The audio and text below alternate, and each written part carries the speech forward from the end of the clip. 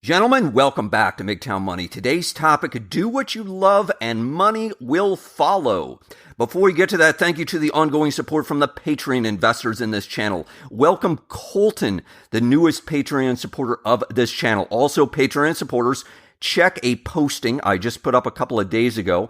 I'm in the process of picking up several $100s, and I give you explicit ways that I'm doing so, as well as some gotchas that you need to be aware of. Furthermore, John, the Patreon supporter, I hope that I answered your question regarding affiliate marketing and some ideas on that. Check out that site that I recommended to you. On today's topic, do what you love and money will follow. Today's topic is a follow-up to a prior video I did a year or so ago. See the video description today where I talked about why you should be working. Specifically, I'm talking about that doing what you love for money is a myth. It's a falsehood, especially today in the Western world. Frankly, this is a new idea. For most of history, up until probably 100 years ago, the only reason people worked, quote unquote, was to survive. That was it, period, end of story. However, as one commenter recently posted, he, quote unquote, in caps, loves his job. I say to that man, fantastic. It reminded me of a newspaper article, again, see the video description, about a man who is 107, yes, 107 years old. He's a barber, and he works 5 days a week, 40 hours a week. Fantastic. I think these men are doing great things with their life, and I applaud them. There is absolutely nothing wrong with doing, obviously, what you love. Who am I to stand in your way? However, for most men, for the vast majority of us, the idea of working with passion, doing what you love for money, etc., to me at least, especially when I was younger, I had chronic frustration, guilt. I had sort of this fear of missing out, etc. I felt like, why am I not able to feel so happy and gleeful and dance into my job every day like all these people say that they're doing, etc.? Why am I not able to feel this tremendous love for my work? Let me also, though, qualify my statement. 20% of the time, I definitely enjoyed it. It was incredibly interesting and challenging, etc. However, you heard what I said. That was 20% of the time. The other 80%, well, I could leave it. So, needless to say, here's some points that I think you need to take away from this. 1, finding your calling. Guess what? For most of us men, it doesn't exist. You probably don't have a quote-unquote calling. You probably like to do lots of things. You probably like to dabble in many different things. You need to accept that very clearly into your mind right now. You probably don't have anything that you want to do. At least I certainly don't. I am saying this very clearly. I don't have anything that I want to do for 40 hours a week. For year after year after year. There is nothing, at least that I've discovered today, and it probably won't change, that I want to do every single week for at least 40 hours a week, period. And that's okay. 2, just because you might enjoy some sort of hobby does not mean that you necessarily will enjoy it professionally. Just because you might enjoy being a occasional musician, just because you might enjoy occasionally building birdhouses, just because you might occasionally enjoy traveling, doesn't mean necessarily that you want to be a professional musician, doesn't necessarily mean that you want to be a carpenter, doesn't necessarily mean that you want to be a tour guide. The point is that when you transition from a hobby into doing something professionally, you might discover a lot of the negative effects of being into it as a profession, not only just financially in terms of, wow, this really doesn't pay that well, but also that you now are accountable to someone else. 3, the best career, I'm putting that in quotes, earns you the most money quickly.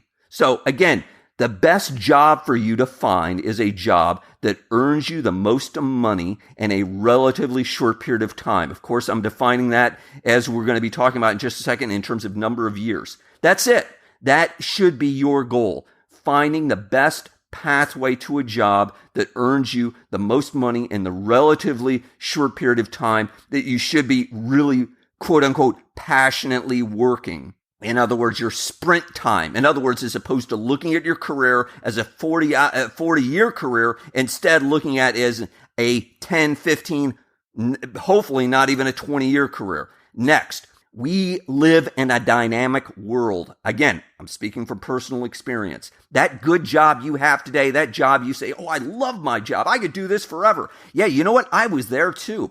I can remember different periods of time when I was working for various corporations where I felt like, you know what, maybe I could do this for a while. I could probably do this till I'm 60 or 70 or whatever. However, again, we live in a dynamic world. The world changes. Management changes. Processes change. Pay changes. What they need you to do change. Don't be delusional and think, well, my job will always stay the same for the next 10 years, 20 years, whatever. It might. You don't know. I don't know. But the point is that you're attempting to forecast the future.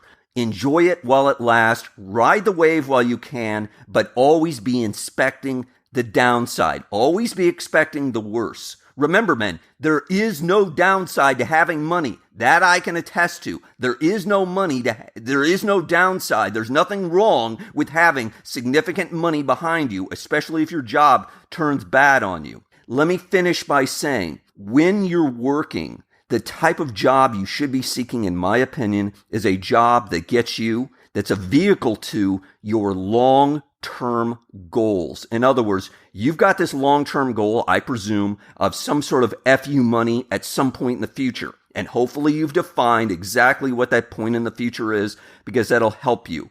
However, you need to be seeking positions, you need to be seeking jobs, you need to be seeking careers, etc., that get you there, again, as relatively quickly as possible. Let me give you another example of something that I had considered. This is years ago. I had thought, well, you know what? Maybe I'll become a teacher, and that way I could have lots of time off. At least I could have a couple of months, 3 months, a year off, and therefore it'll kind of give me some nice work-life balance, etc. However, the amount of money that I was having to trade to become a teacher, in other words, that I was going to be pushed down on the pay scale pretty significantly relative to what I was making and continue to make, just didn't work out. I knew what my long-term goal was. My long-term goal was not to be a teacher and to have a few months off. My long-term goal was to have FU money and to walk away from all of it and then just simply do the work that I want, if I want to work at all, and so be it, and just live my life however I chose to. In other words, I wanted financial independence at a relatively quick age. And so I stayed in my position and positions, and I focused on my long-term goal. Your career should be part of your master life plan to get to your FU money, to the life, the rich life that you deserve. Let me finish with a last point on working. Your career, your job, whatever, should not be part of your identity. You are not your job. You are not a coder. You are not an engineer. You are not an architect. You are a person who just happens to be working a job, and that job is your vehicle to your money. Furthermore, another point, your work is not your family, frankly.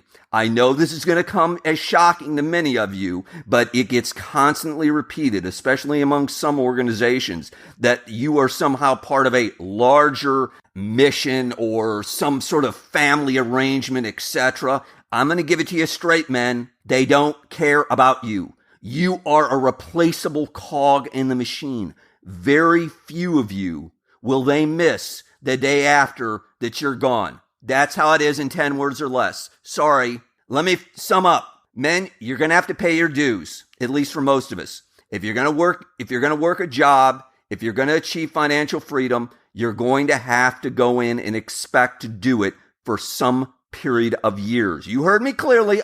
There's no get rich quick here. I've never said anything about getting rich quick. You're going to have to expect, well, it's probably going to take me 10 to 15 years of staying at this. But if you stay at it and you stay on track, as well as you're hustling with inside your organization, and again, I've spoken specifically about some ideas of the types of companies and types of professions that you should seek out, and most importantly, you're thinking long term. You see the prize on the end of the goal. You see the pot of gold at the rainbow. You can do this, men. You can achieve the rich life that you deserve. Gentlemen, as always, hit the like button if you found this useful. Hit the subscribe button if you haven't already. John Galt, out.